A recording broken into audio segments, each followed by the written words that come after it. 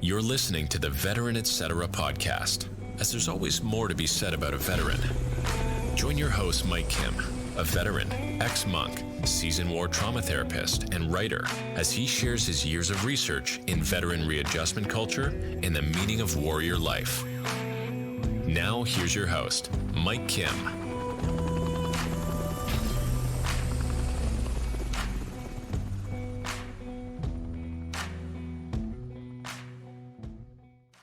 Veteran Etc.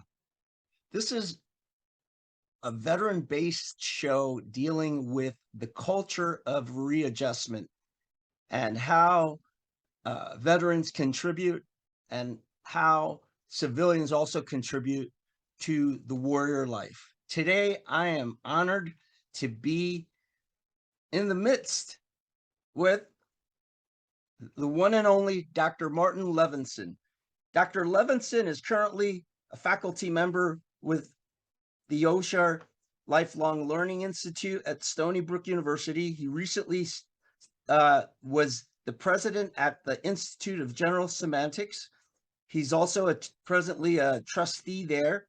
He served there honorably and has touched my life in more ways than one. He holds a PhD from NYU and has published extensively. His one book, which I feel inspired by, but I can never get the title totally right. So, help me out here, Martin.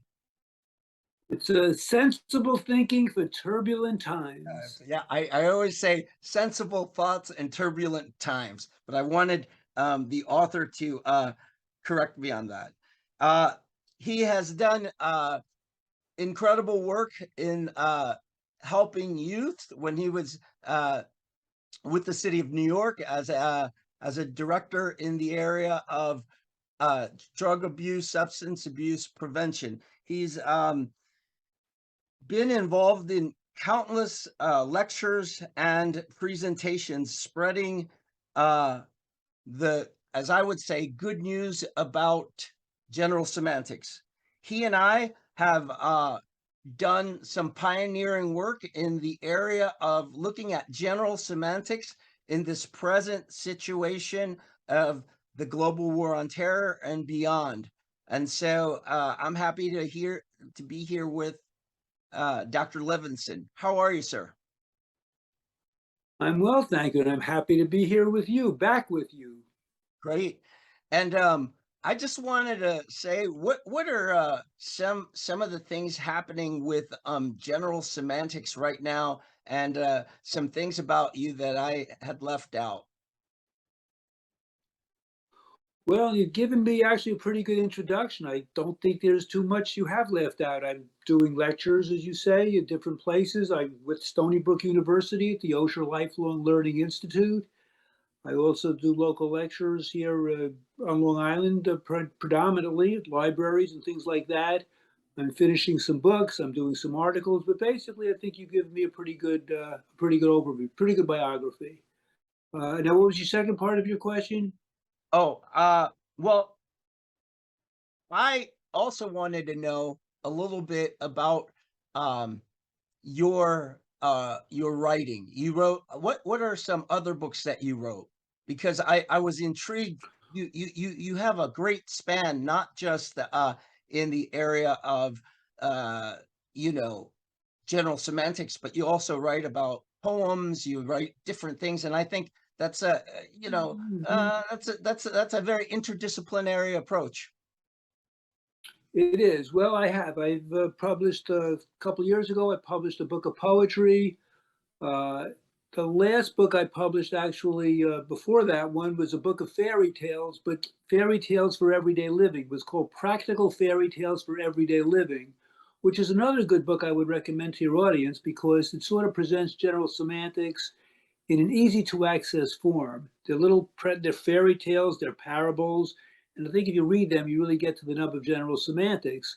I'm currently going to have a book published called Lunch with the American People, which is a book of satires.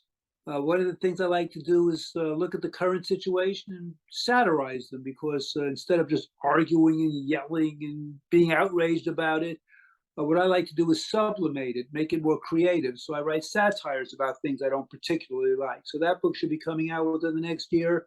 And I'm still doing another book on my childhood growing up in Brooklyn. So any of you Brooklyn folks out there, look for that book called Brooklyn Boomer Growing Up in the 50s. So that's basically what I've been doing. Well, great. And I came across you during my doctoral studies, and you welcomed me to the Institute of General Semantics, and it was just a mind-blowing experience, because I am a psychoanalyst, and even in my clinical work, to a certain extent, I didn't recognize how powerful not only is it to look at the content of words, and how they present themselves in sessions, because I deal with war trauma, and but just to look at how they actually, how do they surface, and how do they manifest in our engagements with other human beings. And I think that's so important within the veteran readjustment reality to kind of be aware of. And I was just wondering if you could say a few things about that. Sure. Well, general semantics really is a linguistic philosophy combined with the scientific method. And it's a way to look at the way you use words and how other people use words and other symbols, and try to figure out how close to reality is it really. Now, of course, nobody knows true reality, because there is no, in quotes, true reality. It's the reality we know it, because any interaction you have with the world is an interaction between what's out in the world and you. And each person has a unique nervous system. So we all are perceiving things a little bit differently than the next person. There's no such thing as, if you think you're looking at things one way, everybody else is looking at things the same way. Not true, because there's a saying in general semantics, and it comes from science: the light that enters your eyes can never be the light that enters mine. Basically, light in the world comes at us, and you're getting whatever you're getting, and someone else is getting whatever they're getting. So one of the things that I like about general semantics is it makes you humble. It makes you realize that no matter how positive you are about anything, you can't know all about anything, and neither can anybody else. We're all learning, we're all sharing information, and if you're sharing honestly, maybe we get closer to what we call, in quotes, the truth. Sure. And I hope, and I don't think I'm in any problems with the legalities of my show being called Veteran, etc., because it's spelt differently. I'm just kidding. But in many ways, I was thinking about that when I set up the show. I said, there's always more to be said about a veteran than what a headline, or what someone is talking about at the VA hospital, or at the American Legion Hall, or in a combat zone. There's always something to be said about a certain situation, right? And I think that's what you're kind of talking about. I was just wondering, in regards to general semantics, so people don't think this is just something that showed up 2 years ago or 5 years ago. This is something that, I mean, world acclaimed scholars have recognized, right? Even, I guess, Nobel laureates, correct? That is correct. Actually, general semantics was first formulated officially in a book in 1933. The name of the book was Science and Sanity. I don't recommend people start out reading it. It's difficult reading, and it's old science. It's like almost 100-year-old science. So I wouldn't go to that first book. But the person who formulated that was a gentleman by the name of Alfred Korzybski, a Polish engineer who came here during World War I. And this might interest your listeners, since we're talking with veterans as your audience. He served in the Russian army during World War I. That's when the Russians were on our side. And basically fighting against the Germans. And he saw, what you see in war. I'm sure many of your audience know, terrible tragedy, people being killed, maimed, wounded. And he said to himself, why is it that the weapons of war have gotten so much better over the millennium? I mean, we used to spears, bow and arrows. Now we're killing people with machine guns, bombs, very accurate mortars. Why is it that man develops such good weapons over time, and yet we can't seem to develop the way we negotiate with people and talk to people in a similar manner? And the reason we haven't is obvious. We're having wars. We're still having wars. So we said, I wonder if we could develop a linguistic philosophy that, like in technology, would be so improved that we could stop having wars because people would be able to talk out their differences. So we came up with this philosophy or theory called general semantics. And as you say, many people have practiced it, some fairly famous. Steve Allen was one. I don't know, maybe I'm dating myself because he was actually the Tonight Show. He was the first host of the Tonight Show. Buckminster Fuller, famous architect, many people in the literary field, politicians. There was a United States senator who wrote a book on general semantics called S.I. Hayakawa. He was the U.S. senator from California. And many other individuals have used general semantics to improve their own life and to improve society.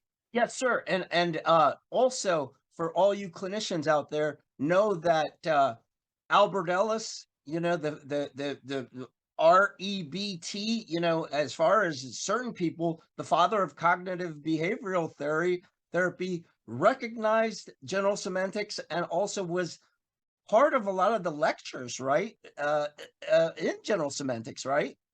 He was. Every year, the Institute of General Semantics does a lecture called the Alfred Korzybski Memorial Lecture. And I think he was a lecturer back in 1993. I attended that lecture. And at that lecture, he said, you know what? I'm looking at general semantics, and it's really my philosophy, my REBT. And had I known it beforehand, I would have given you guys credit. But I never came across it until just recently. So, but basically, REBT, he said, is general semantics, but in a more practical sense in therapy. So I use the principles of general semantics and the formulations, but I use it in a practical way in therapy. So yeah, he was a very big booster of general semantics. Right. And so, and then the other thing, I mean, someday we should maybe write about this, and that is general semantics. I believe, I mean, I haven't seen it in any other way. It was the first self-help technique used by soldiers in a modern war and in World War II. Is that correct? That is true. That was used by a gentleman by the name of Kelly. I'm just blocking on his first name. Yes, but anyway, yeah, he was a medical doctor. I believe he was a psychiatrist in practice, and he was part of the institute back then, back in the 30s and 40s. And he used general semantics to treat soldiers who had, been traumatized. He wrote about it after the war, not much, and then sadly he died, so we couldn't go on with that. But and Mike, you and I talked about using general semantics with veterans, and we were going to write something, and I was able to get an article with your great help. But general semantics can, I think, have lots of help, not only for veterans, but for other people, but definitely for veterans. And Kelly actually proved that with the work he did with veterans of World War II. Yeah, and let me just say, Dr. Levinson's article is in the magazine, in the journal, etc. ETC period, etc. You could look that up, and he's got his article. I ended up creating an article on mindful word on general semantics, and I include Dr. Levinson in that. He has a part that he wrote in that article. I just think that veterans need to know more about general semantics because it is, as you said, a technology that's accessible to the self, right? A human technology. Yeah, and not only, and it's very accessible, and it's a pity that it goes up by the name general semantics. I think the name itself may lead people to think, wow, general semantics, this sounds like some sort of erudite, educated kind of thing. I don't have a PhD. How could I do general semantics? And the fact is, it's simple. I do have a PhD, but I actually worked with students when I was doing my doctoral dissertation. These were junior high school students. And I was a counselor, and these were junior high school students that really couldn't read very well. And they learned general semantics within a couple of weeks. They learned most of the principles. So basically, as Korzybski said, it's baby stuff. It's really not difficult. What's difficult about general semantics is practicing it, putting it into practice every day. You know, I have the same problem. I know general semantics. I try to practice the principles, but no one's perfect, and I go off and don't do what I think I should do according to general semantics. But basically, it's very, very simple. The principles, the formulations, you could pick them up in a couple of days. Yes, sir. And you know what was incredible was that you and I were able to be in a group for veterans, you know, while the global war on terror was going on, and we were able to share with Vietnam veterans who were plagued by the present war because they were getting re-triggered, and also their wars tied to Vietnam. And the VA and society, and they had all these different things. And what I found from feedback when they heard you speak, and you know, they felt as though they had learned a couple of things. And I think we shared with them, you in particular, clarified different simple things. And I remember our chats, and you know, what I found helpful was something like time binding, or you know, just indexing. Can you share something about that, as well as maybe something else that's a technique that veterans can really kind of like pick up on real quickly, and they could do further research on? Absolutely, and I enjoyed going to visit you out in Babylon, where you had the clinic there, was just wonderful. And you mentioned time binding. Time binding is a fairly simple notion. Time binding is the idea that human beings are unique among the animal kingdom in that we can pass knowledge across the generations because we have language. General semantics asks, why do beavers still build beaver dams the same way they've always built them? Generation after generation, the beavers build those dams the same damn way. And so the question is, why is it that they do that? And yet human beings, and we all started out, at least from what we read about, living in caves, and then, you know, primitive sort of structures. And now people are living in high-rise buildings, air-conditioned houses. How is that possible? And the answer is, it's through language. The reason we've gotten better at building things is because over the years, we've been able to pass the information down, and each new generation improves or tries to on what they've learned from the last generation. And we do that through language.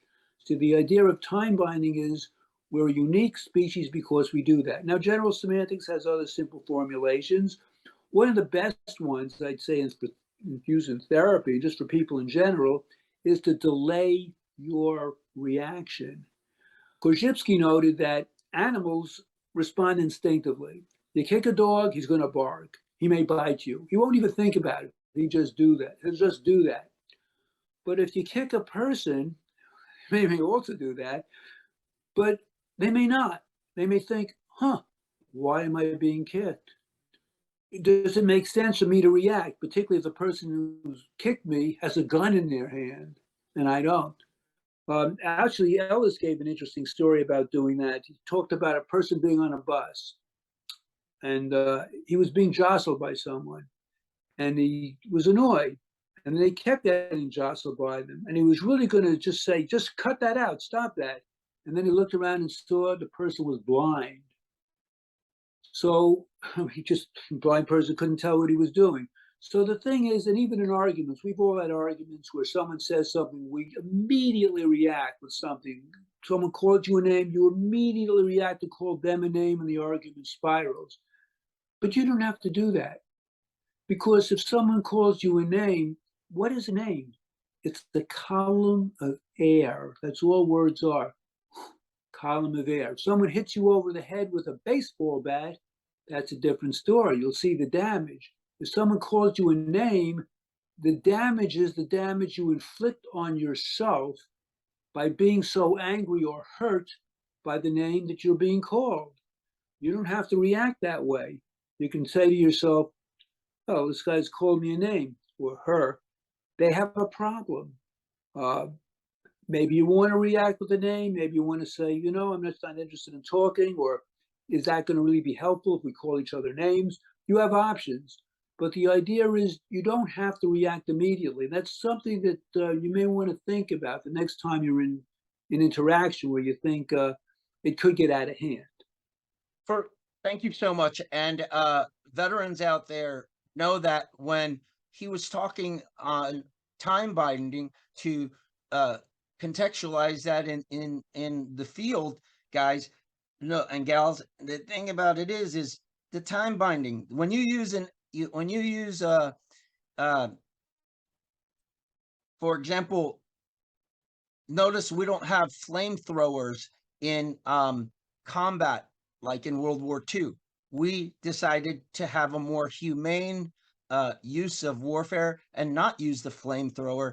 And time binding, in many ways, would you say the decision not to use flamethrowers was something that was a different period of time to change warfare according to the United States military? So maybe in 1945, you would go inside a hole and use a flamethrower, you know, and burn all these people. Well, you know, now in warfare, yes, I'm not condoning violence, but what I'm saying is there's a development, and to make a distinction with developments, it's important. Is that something that can be said about time binding? Well, that's an interesting example. The slight problem I have with the military example is if you're in the military, your task is to kill people who are the enemy, or capture them, I guess, if you can first. So, of course, in military terms, you're always going to try to develop the best weapon to kill others and not be hurt yourself. So I guess whatever weapon that is, I mean, as horrific as weapons are, I mean, I've heard the people are trying to develop now laser weapons. Yes. Which is where you can kill people but save the property. Yes. So that would be good in case you go into a town and you want to fight people there, or you're going to take over the town. You don't want to take over a town and have it destroyed. You want to kill the enemy but have the town intact. So that's a military usage of, and certainly theoretically, we want to have weapons that aren't so horrific in killing people. But you know, since you're tasked to kill people, it's tricky. Yes, sir. And I'm glad you mentioned that. The other thing in combat readjustment therapy, I think we're pioneers in a way by talking about this global war on terror from a general semantics perspective, whereas when the war first began, they were just talking about medication for veterans. And so, you know, to a certain extent, that can be a more positive look at time binding in general semantics. It can, and you bring up an interesting point. You mentioned the global war on terror. Now, general semantics would say, you know, look at the words we're using. So we're fighting terror. Well, general semantics said, well, if the enemy is terror, terror's been around since the beginning of time. Okay. Everyone feels terror about something. So that seems to be an odd enemy to fight, because that fight you'll never win. Individually, you may conquer certain terrors you have, but over time, humanity has never conquered terror.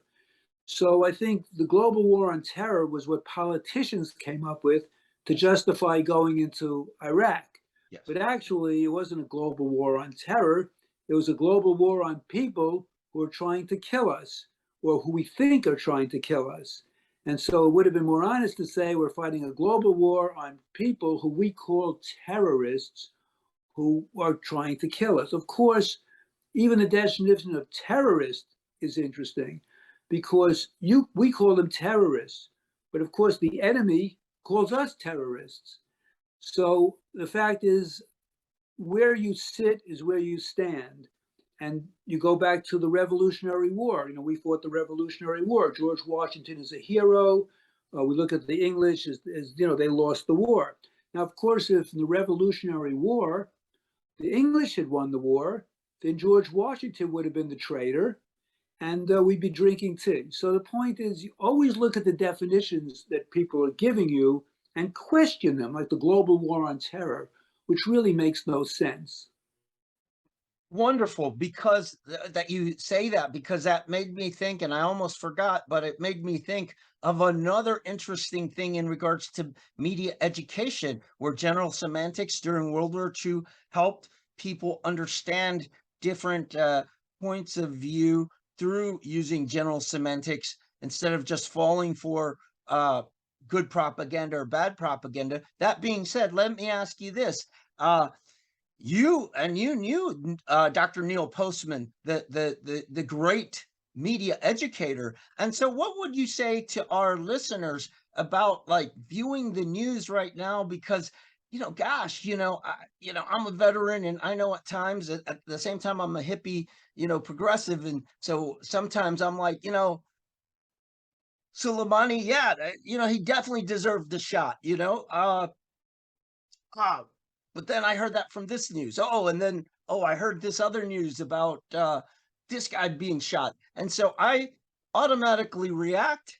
And I think that there was something about Neil Postman, and you knew him, and you also can say a lot about media education as far as how can a maybe veteran who gets triggered by the news due to their own readjustment and war experience, how could maybe they can be better at dealing with the media? That's a great, great question. And you're right. I did know Professor Postman. Actually, he was my doctoral advisor when I was at NYU. So I was fairly close with him. A wonderful man. You can't go wrong buying any book Postman wrote. And the one I would really recommend to your audience, and the one that's constantly in the news, professional journalists bring it up, is Amusing Ourselves to Death. That's a must read. But anyway, Postman had an interesting take on this, and I think this will be good for veterans, particularly those who watch the news and get upset with the news. One thing he said, I remember one of his books, is don't watch more than 15 minutes of news on television a day. And to me, that's about 10 minutes too many. But okay, let's call 15 minutes. And I don't care whether you're watching MSNBC, Fox, CNN, PBS, any of them. It's not what you watch on television that's the problem. It's television itself. And here's what I mean. If you look at the news anchors on any of these cable news channels, they're all outraged about something. Oh, this is no good. Oh, that is no good. Oh, she is no good. Oh, he is no good. Oh, isn't that terrible? And what happens is they want the audience to become as outraged as they are. And so people typically do. So if you watch TV, particularly if it's something you believe in, you get as upset as they do. Now, that's not a good way to learn about things, because basically it's just the news isn't really giving you news, it's giving you outrage. So you can be as outraged as you want to be, but then you go around being outraged. And then when you talk with someone else, you're outraged, they're outraged. And all the communication is about outrage. And Postman was saying it's really caused by television. Back in the 50s, when I grew up, people basically read newspapers. And what newspapers do, I'm not saying they did such a great job with the news, but it took time to get the news. You had to pay attention and read and go paragraph for paragraph. TV is like I call it the plug-in drug. It's like adrenaline. You take it, you sit there, you're passive, you're just doing nothing but letting it come in, and you're becoming emotional, which is not a good way to think about things when you're emotional. So I would say for the vets, watch a lot less news, do other things. If you want news, the important news is not so much what you're getting on the national or international stage. The more important news is what's happening on your block, what's happening in your neighborhood, because that news is something that affects you personally, and also something you might be able to do something about. The fact that we're fighting wars overseas, unless you're a soldier or sailor or whatever fighting them, you have no control over it. So it just makes you feel powerless. Try to watch and do things that make you feel at least you can do something. You're not just a powerless agent who's getting upset all the time. Wow. Yes. And for all you veterans out there in the bunker, that means in your apartment or in your man cave, head out and do something instead of just watching the news all day and getting the same thing. That is a great way to go into the topic of some other issues that veterans may struggle, and that is, how would you engage the issue of, like, just on a basic level, substance abuse and veterans? Well, I had a career in drug prevention, actually a 35-year career in drug prevention with the New York City Department of Education. Now, I wasn't dealing with veterans, I was dealing with young people who weren't in the service, although many of these students I counseled actually went into the service, and it was good for them. Many of them really had no idea what they wanted to do in life, and they were very undisciplined. And one thing the service does, as I guess the veterans know, is it provides a sense of discipline. I mean, in life, they had parents that let them do whatever they want. I don't think your sergeant or whoever it is that's in charge is going to let you do whatever you want. And there's real punishments. And so for many of these kids, that was a good thing. And when they came out, they became productive members of society. So that's a very good thing. But just in general, I would say to veterans, I'm sorry, I got off. No, you're The question is, it's get into long-winded questions, but and I lose people, but I because I'm getting old here at 54. we're all getting old. Yeah, and I had so a junior. I'm 76, and when I forget something, what I say to people is, I'm having a junior moment, because everybody forgets. Senior moment is bullshit.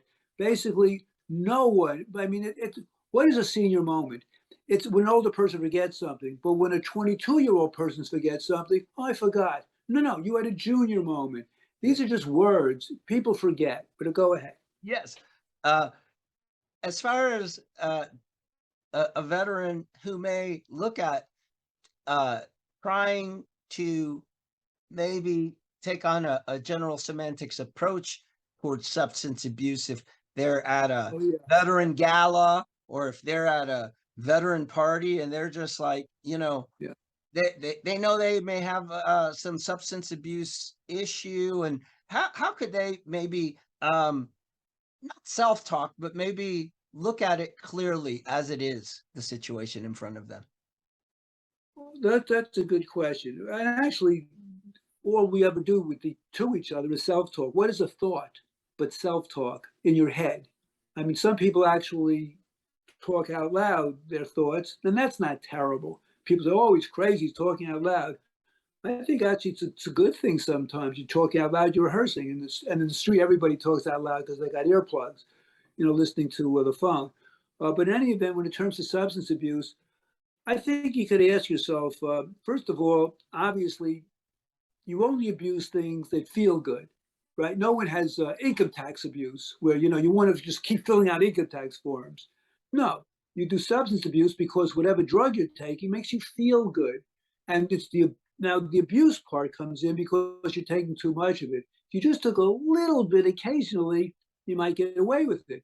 But the abuse part comes, you keep taking it, and it takes you away from responsibilities that you have in life, or from doing things that would be better for you down the road. Because what is a substance? What is taking a substance? I mean, you have a drink or you take a drug, it makes you feel good. Okay, so do you want to, you could take it to the extreme. You could just take substances 24/7 and just be out of it all the time. That's your choice if you want to spend your life out of it all the time. But you might get more satisfaction. You could try it being into it, which means being clear-headed, not taking the substance and using whatever neurons you have in that head of yours, trying to figure out things, trying to challenge yourself, and trying to make more sense of life. Because with the substance, it's sort of a vacation. It's like TV, like I said, a plug-in drug. TV is a way to maybe relax, although watching news won't do that. But it's a way to sort of take you away from things. Same thing with substances. So one thing you can tell yourself, and general semantics would, first of all, abuse is no good on anything, right? You don't want to abuse yourself on anything, whether it's a substance or anything else.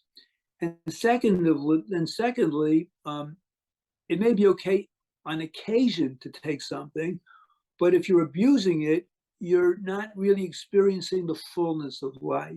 And I can't say you owe it to yourself. Everyone has to define it differently. We're all adults. So, whatever decision you make, it's your decision. You have to live with the consequences. And of course, you know that. I'm not telling you anything new. But I'll just say, and of course, I was dealing with young people. And for young people, the consequences are worse. Because it's one thing if you're an adult and you abuse substances, at least you've lived some of your life, and at least are making that decision as a mature person. If you're a young person and get involved with drugs, you may never be able to get to the point where you can make decisions with maturity. But anyway, I would say lay off these substances for a while. You may not feel good, but feeling good is just not, to me, immediately feeling good is not the really essence of life. Doing things, and you'll feel good if you do. Like, for example, I write books. Every day I write, I don't feel good, but when I publish the book, I feel great, and it helps a lot of people because I did a long-term goal. So for substance abusers, maybe you want to come up with some shorter long-term goals. Maybe for 1 week, I won't do substances. I'll write a paragraph or two on something, a journal or something. So substitute long-term goals. And that's basically a long answer for a good question. And that long answer is necessary because I think what happens is folks coming back from wars, and this is, largely because, the military hasn't really expanded their warrior transition teams. I think, in future wars that may happen, but, a vet will just come back and they're just sent out, much like the Vietnam vet, and believe it or not, the Korean War vet and the World War II vet and the World War I vet and the Civil War vet. They all just came back and they were just thrown out there to lead their lives. But what you're saying is, all right, look at that. Try to set up something, for the long term. Like if you want to get a job, what are you doing?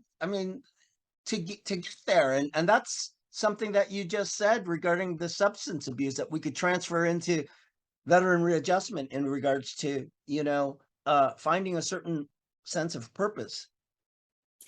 Yeah, I think that's right. And also, if you're going to depend on an institution, whether it's the Veterans Administration or I worked for the New York City Board of Education, whatever institution you're in, you're going to have a problem. Because in my opinion, Yes, because institutions basically are just people working with rules, and particularly large institutions, they're very bureaucratic. So even though you may have right and fairness on your side, people may not care because they're just following rules. And even if the rules are unfair, you're stuck. Well, I was lucky in life when I was very young. My father told me and really taught me in the way he lived his life that life is not fair. And if you're looking for fairness in life, you're going to be constantly angry and constantly depressed. You should work for fairness. I think that's fair. yeah, That's a good idea. But I don't think you should expect it unless you found it all your life. That would be the first person I've ever found who's constantly found fairness in life. But mostly you'll find sometimes it's fair, sometimes it's not fair. So you're better off psychologically figuring it out. Well, it may not be fair, so I'll figure it out. Even if it's not fair, I'll figure out something to help me. I'm not going to blame an institution because blaming an institution doesn't help you unless, of course, you can blame it and then get something from the institution. I'm not saying that. But in your mind, if you think, well, the reason I'm like that is it's the fault of the Army or the Veterans Administration or my father or my mother or my wife or my husband, it's a loser's game. yes, and I think that's why I think general semantics is so important for veterans, because of this one saying, and maybe you know it better than I do as far as understanding it, that Korzybski used, and that other people have adopted from Korzybski, and that is the map is not the map is not the terrain, right? Because veterans can learn a lot from that saying. Can you contextualize that with the veteran situation? Yes, and you have that right. Korzybski actually said the map is not the territory. Okay. He's known for that comment, which is used by plenty of people everywhere. And that basically means if you consider maps words, verbal maps, and you can look at the territory as what the words are describing in the world. So when you say something like, that guy's a jerk, so you're mapping him out. And so he's a jerk, that's the territory. But in fact, just because you said that doesn't make him that. And what is a jerk anyway? Can you define a jerk? Yeah, a jerk's anyone I don't like. Okay, well, then he's a jerk. You don't like him. But the point is, what good is doing that? It just means you don't like him. Good. A better way to approach that is say, well, let's see the words I'm using to describe things. Do they really describe things that's going on in the world? Or are they just things that I'm using that I know what I mean, but it doesn't really describe what's going on in the world, or other people may have different definitions of that word. For example, take the word love. So when someone says, I love you, well, that's nice. We all would like that to happen, I suppose, but what do they mean by love? Now, one person may mean, I love you so much, I want to get married. You're the only one. Another person may mean, well, you know what? I love you, but I also love this one and this one and that one. And I can have a relationship with 4 different people because I love them. That doesn't make them wrong. That's how they define love. So what you want to know is, this is how I define love. How do you define love? You can ask them, this is how I look at it. Do you look at it the same way?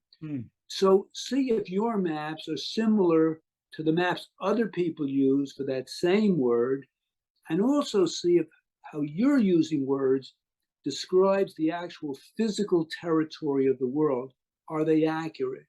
And you can try to ask other people, are you seeing or saying what I'm seeing in the world? You can test it. I mean, if it's a cold day, the day is never cold. Only people are cold. The day is 32 degrees, 20 degrees, 10 degrees. I live in a house. My wife loves air conditioning. She says, it's hot in here. That's not true. She really means it's hot in her own body. I feel fine. It's not in here. It's in you that I don't tell her that, because then it's an argument. But at least I know what it is. And as a person in the world, you can think about that. It'll make you calmer. Yes, and in the last 10 years or so, in the veteran community and in the world of veteran services, the recognition of the family, the spouse, the daughter, the son, the parent supporting the vet is something that's being recognized now. As a matter of fact, Coming Home Well, they're so nice enough to sponsor this podcast. They have a lot of podcasts and services for veteran caretakers. And I was just wondering, because you just gave that perfect example about the air conditioning, how can, if a veteran caretaker was connected with their veteran, I mean, what words can you add to maybe help them in many ways see things, kind of like what you were talking about a little bit about the air conditioning example? Well, if you want to help people, you have to help them, I think, in a slow manner. You can't what I just told you about the air conditioning, etc. As I say, I wouldn't tell my wife that when she's saying it's hot in here, and I'm saying, oh no, it's just you're hot, I'm okay. So that's not going to help. The way you help people is slowly, and only when they're ready, when you think they're calm and they're ready for help, etc. So if you can sort of inject, well, you're saying it's hot in here, but actually it's interesting. I came across, I'm studying general semantics, and it's interesting. I actually was doing reading, and being hot is something, it's an interaction, actually. It's kind of interesting between a person and the environment. Now, of course, you wouldn't do it if they're really upset. Only you should try to do it when a person, you think they're more open to talk. I made a big mistake when I first learned general semantics in trying to say, well, this is a great system, and here's how it works. And people would turn me away because they weren't ready to hear it. They were married to whatever they were thinking. So even when I introduced general semantics, you do it in little drips and drabs, and you back off if you see a person's being defensive.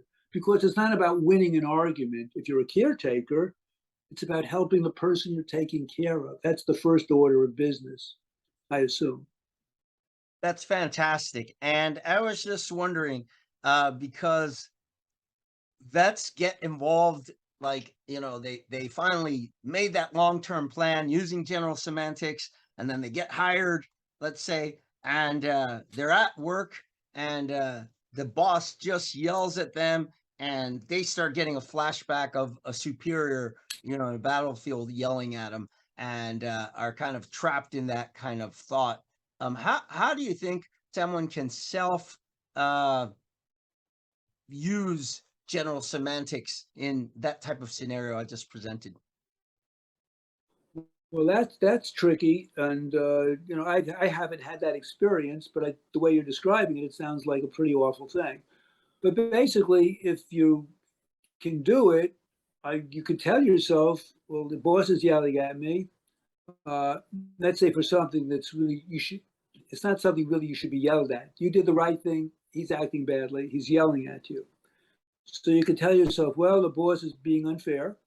It's triggering in me this thought of, like, when I was in the military and the lieutenant gave me orders that were also, I felt, unfair and kind of stupid. And wow. So you didn't have control in the military with the order. You really have to follow orders. I guess at work, you have the control. You can yell back at the boss. You'll get fired or something like that. Or you can tell yourself, look, I live in an imperfect world where I'm going to get yelled at by people who, at this point, don't know what they're talking about in this instance. And I still can do the job. And if I'm being yelled at, it doesn't say anything about me as a person. I'm fine. They're acting badly doesn't make them a bad person. They're just acting badly. So someone's acting badly toward me. It doesn't mean I have to act badly toward them. It doesn't make me anything less of a person. And when I have this flashback, I can say it's understandable I would have this flashback. It's a normal human reaction. And I'm just going to say to the flashback, okay, this is what I thought back then, but this is years later.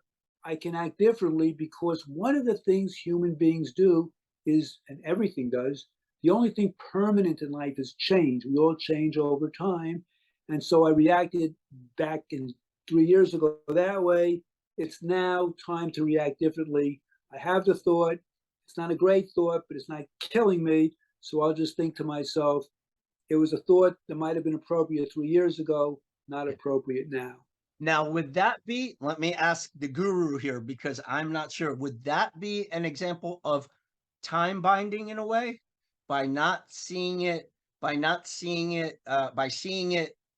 there in that work desk as someone yelling versus getting mortared and some lieutenant saying, get out there, and be in this unsafe position? By not making the distinction within time that happened in 2008, very different from 2022. Is that? Yeah, I think you could call that internal time binding. Within yourself, you see that you're making progress because you're using whatever knowledge you've had between 2008 and 2022. You're using that knowledge to act differently and more productively for you. So yeah, I could think within an individual. Actually, time binding is really more for generations, but you could use it individually because we're all hopefully constantly learning. So yeah. Great. This is so helpful. And I know that our guests are going to get so much out of this and future appearances from you if we can get you back on here, and even on a panel in the future regarding wellness and self-care for veterans. I was just wondering if folks wanted to get in contact with your material or with general semantics, where can they get access?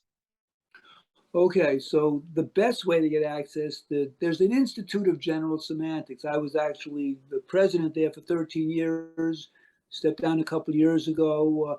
I think they've got at this point, since I've been gone, the website's gotten better. There's a really good website. All you have to do is Google Institute of General Semantics. Once you're there, you can access teaching materials, learning materials. Many of it's free. You could buy books or whatever. I don't know what they have a bookstore, CDs. I'm dating myself. DVDs. I'm still dating myself. MP3s, whatever it is. There are things you can get there. There are YouTubes where you can see people speak. If you like general semantics, you can join the Institute. I think it's $50 a year. You'll get the magazine or the journal. You'll be invited actually once a year. They do a big conference in New York at a fancy place. You can go free. If you're in New York, it's a bargain. You get a meal for $50 and a lecture plus everything else. It's the biggest bargain going. It is. But anyway, even if you're not in New York. Yeah, no, even if you take a vacation to New York and attend that, because the marvelous people you meet there, you're never going to meet in anywhere. And I've been in God knows how many different circles. I'm like the Forrest Gump of social living, socialite, you know. But yeah, this is most impressive. I was just wondering, that being said, how can folks learn? I think you have a website so that folks can learn about your different books, and then yeah. Yes, if they want to see my books, I'm happy to have them. They can do martinlevinson.com, and you'll see all of my books, one better than the other. Just kidding. But in any event, those are my books. No, those are my books, and I'd love to have you take a look at them, get them from the library, what have you. But also, I think, since this is a general semantics program, before you go to my site, go to the Institute of General Semantics and see if you can get some material that's helpful for you, would be my first recommendation. Well, thanks. If there's anything that I've missed, can I have some? I always like having guests kind of have the last word before we go, because I think they leave us with more questions to think about and more to be said, and thus tying it to veteran, etc. Any last words, sir? I think my last words are, I'm very grateful to veterans. And I don't think the country really is grateful enough to people who serve in the armed forces. So few people do. You know, we haven't had a draft in so many years that people don't only serve in the armed forces, they don't serve society in general. I mean, when you're in the armed forces, you're serving the country. Many countries, everyone has to serve in the armed forces. I'm thinking of Israel, where men and women automatically go in for a few years. I think that might be a good idea. It wouldn't have to be, if I was in charge, it wouldn't have to be in the military. You would have some sort of national service where people would give service to the nation. But you folks have all done that. And many of you, I suspect, have done that in combat. And you didn't choose the fight you wanted to have. You were told to go over here, and this is where the country is fighting. And whether you thought that was a good fight or a bad fight, you were in the military, you followed orders and did that. So I think the country, hopefully everyone feels this way, but I certainly do, owes you an eternal debt of gratitude. And one of the ways I like to repay that debt is for you to feel better if you're having bad reactions to what you experienced in service. And I'm hoping perhaps that if you learn a little about general semantics, it will help you to feel better and do better in life. And I hope that for everybody, but I think I particularly hope for veterans. So good luck to everybody. Thank you very much. And I'm going to have a shocker. I've never done this before on any of the episodes. And I just was inspired again by Dr. Levinson, where I'm going to ask one last question because of the response he gave. And that is this.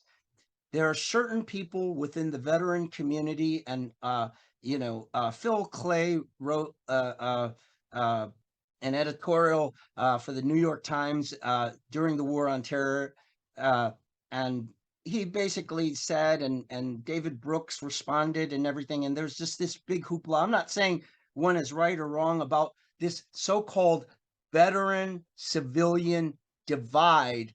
Now, I think it's not so much a divide, but from what I've learned from general semantics, it's more an issue of not understanding, and it's just not a divide, but maybe a gap. And I was just wondering if you could share some things regarding that, because I think it could be very helpful, because the bottom line is we don't need to be resentful towards each other, whether a veteran or a civilian.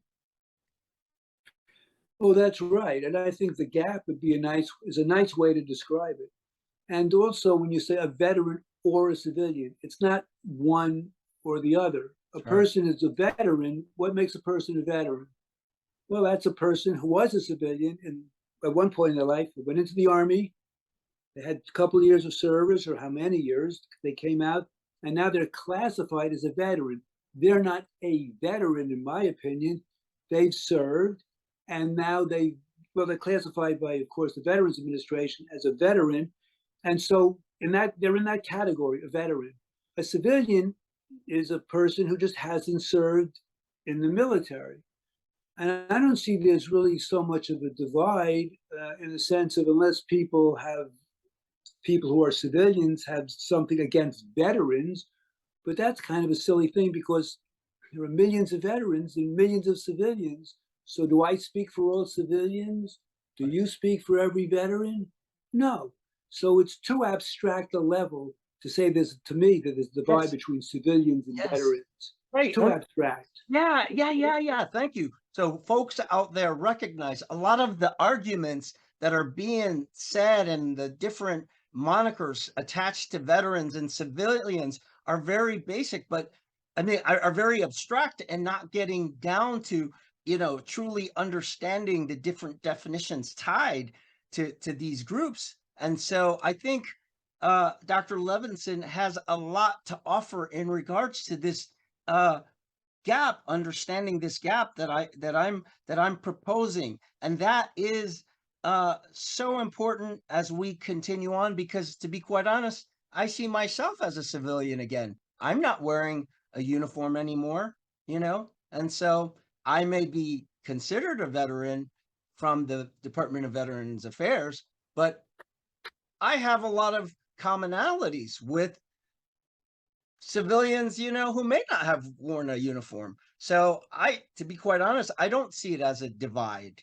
It's just at times they may not get my point of view. I might not get their point of view. Yeah, and actually different veterans probably have different points of view. Yes. And different civilians have different points of view. So just because you're put into a category doesn't mean you have to speak whatever the officials of that category say you should speak. You're your own person. You have your own thoughts. It may not be what the officials say, but we're all individuals. We live in a democracy, at least so far. Yes. So speak your own truth.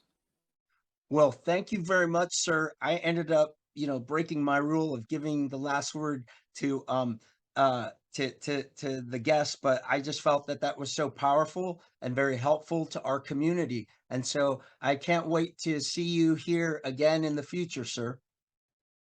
Well, it was a pleasure, Mike. You're doing great work. And again, good luck to everybody. And I wish you all well. Thank you very much. Take care. Bye-bye.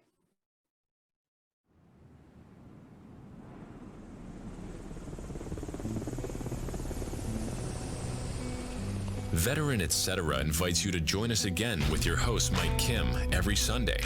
If the content from this podcast is informative to you, please share the podcast with others. Give a like and/or post something you learned from the episode on social media. If interested in other truly informative podcasts like Veteran Etc., check out cominghomewell.com for a listing of other veteran-based podcasts. Thank you for tuning in.